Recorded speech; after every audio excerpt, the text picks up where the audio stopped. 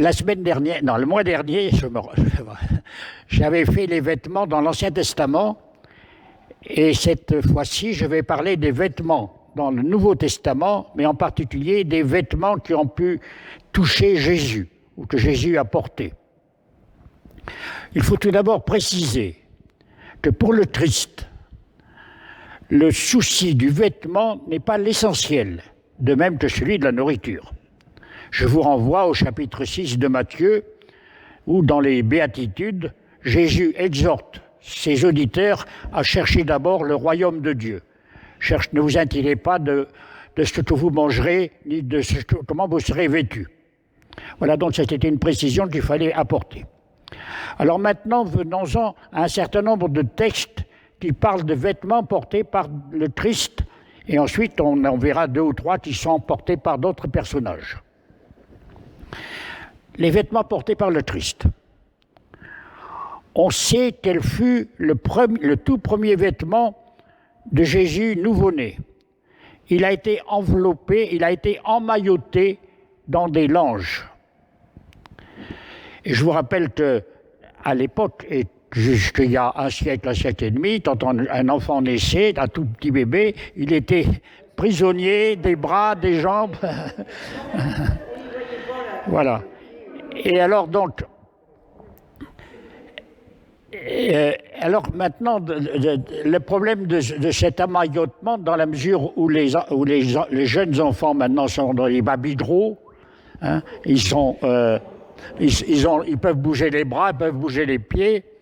Donc les jeunes générations ne comprennent pas ce que c'est que le maillot. Le maillot, ils pensent à la mayonnaise, hein, ou ils pensent au maillot de bain, mais ils ne pensent pas à l'emmaillotement, parce que pour les jeunes parents de nos jours, on n'emmaillote plus. Et ce n'est pas plus mal d'ailleurs. Voilà, mais alors, du coup, dans la Bible en français courant, on a, au lieu de dire Jésus a été emmailloté et couché dans une crèche, il a eu une couverture. Voilà, ça parle peut-être plus aux jeunes générations que de parler de maillot. Bon, il faudrait savoir pourquoi les gens qui ont traduit emmailloté, ils ont mis la couverture à la place, ça, il faudrait demander aux traducteurs. Alors, il semblerait que les vêtements de Jésus adulte soient porteurs d'une force de guérison. C'est ce que nous découvrons en lisant l'évangile de Luc, en son chapitre 8, les versets 40, puis les versets 42b à 48. Je vous les lis. Tout le monde attend Jésus de l'autre côté du lac. Jésus était passé de l'autre côté du lac et maintenant il revient. Et quand il est revenu, la foule l'accueille et l'étouffe, presque tellement il y a de monde. Il y a une femme là qui est malade. Depuis 12 ans, elle subit une perte de sang. Elle a dépensé tout son argent chez des médecins, mais personne n'a pu le guérir. C'est pas gentil pour les médecins, hein, de l'époque. Elle arrive derrière Jésus et elle va toucher le bord du vêtement du Christ. Aussitôt, son sang s'arrête de coucher et Jésus va demander « Mais qui c'est qui m'a touché ?» Alors la foule répond « Mais ce n'est pas nous. » Et Pierre dit « Maître, il y a tellement de gens qui sont autour de toi que tout le monde a pu te toucher. » Mais Jésus dit « Non, quelqu'un m'a touché, j'ai senti une force sortir de moi. » La femme voit qu'elle ne peut plus rester cachée. Alors, en tremblant, elle se jette aux pieds de Jésus et devant tout le monde, elle raconte pourquoi elle a touché le vêtement de Jésus et la frange. Et comment ensuite elle a été guérie, tout de suite. Jésus lui dit « Ta foi t'a sauvé, va en paix ». Voilà, donc ça rappelle la force que pouvait avoir un vêtement porté par le Messie. Et on retrouve d'ailleurs ce détail, c'est ce pouvoir qu'ont les vêtements portés par les apôtres. Dans l'épître aux Éphésiens, l'apôtre Paul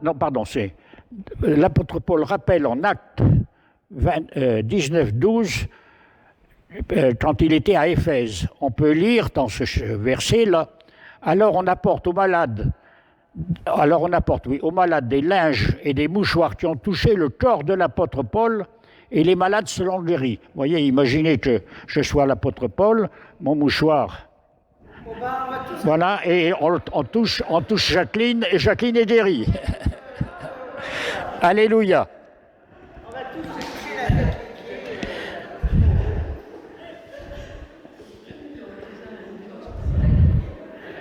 Voilà. Alors du coup, ça nous rappelle que malheureusement, cette méthode de toucher des vêtements a apporté au culte des reliques. Et je vous rappelle que là, il y a un vêtement qui est très précieux, qui est le Saint-Suaire. Hein, et il y a eu des discussions pour savoir si c'était authentique, pas authentique, avec le carbone 14, etc. Ouais. Mais ça nous rappelle que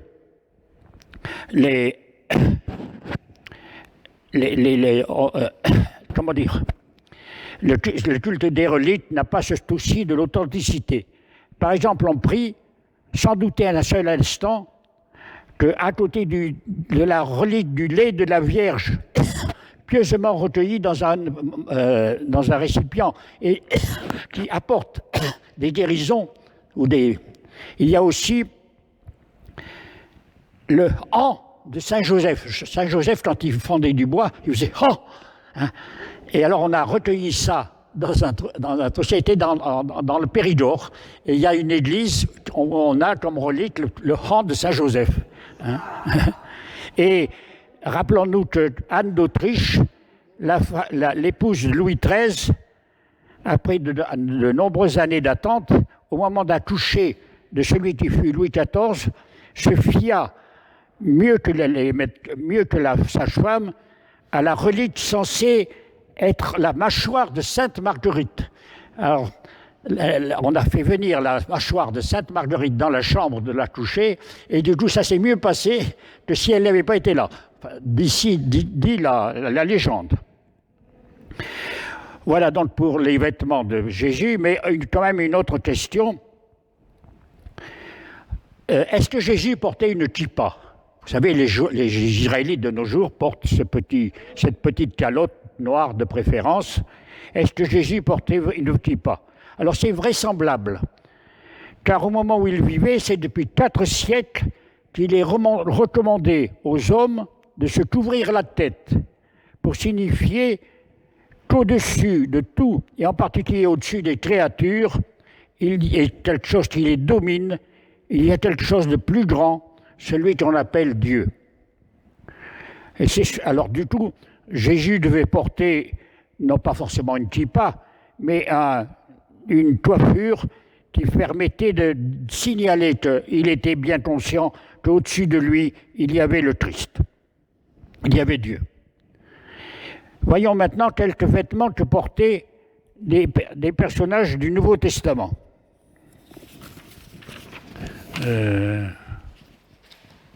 Oui, c'est ça. Hein, oui.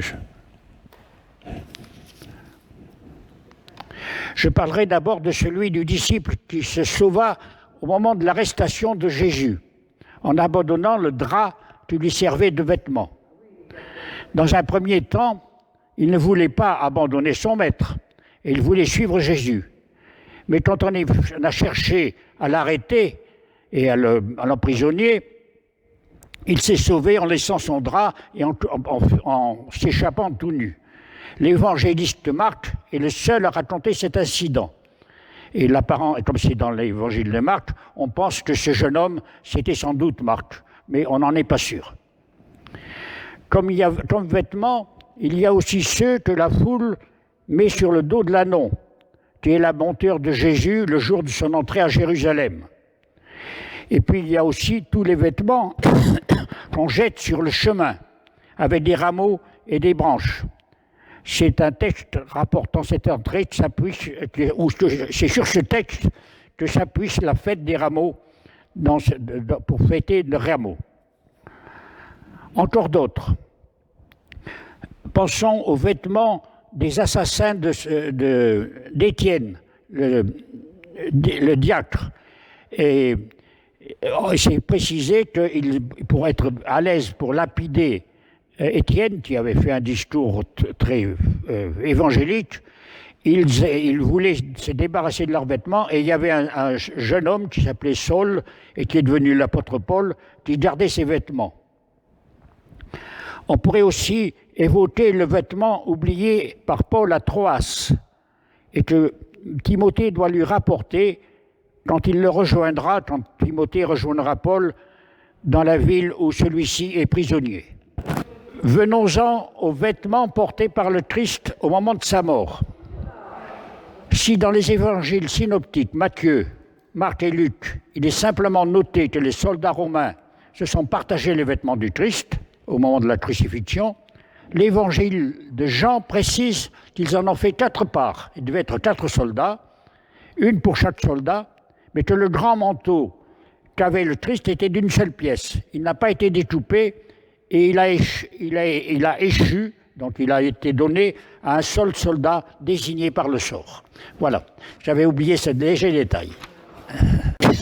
Voilà donc un rapide tour de tout ce qui pouvait être dit sur les allusions aux vêtements dans le Nouveau Testament. Je vous remercie de m'avoir écouté.